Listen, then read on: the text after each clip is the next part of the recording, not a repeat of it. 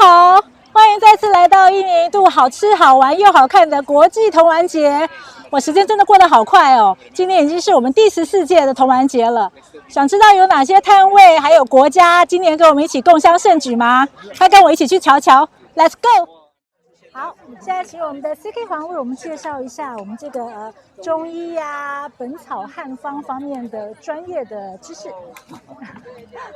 因为这次看到童玩节又重新回到古金龙 Memorial Park， 所以想说一起来共襄盛举。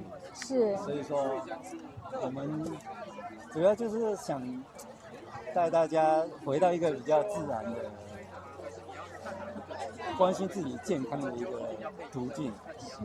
通常我们就是用一些全息的理论去做诊断和治疗，然后当然有包括针灸，还有本草汉方的一些调理，是，然后让你的这个失衡的各个系统，像木火土金水，你可以把这个阴阳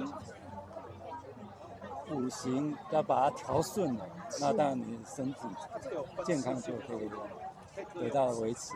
这样子。当然，我想我们湾区人真的非常重视健康，而且不只是对身体，对心灵的平静也有很大的作用。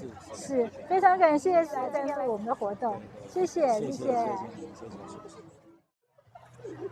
今天跟我们走访了这么多的摊位，以及看了这么多的国家表演，是不是你也心动了呢？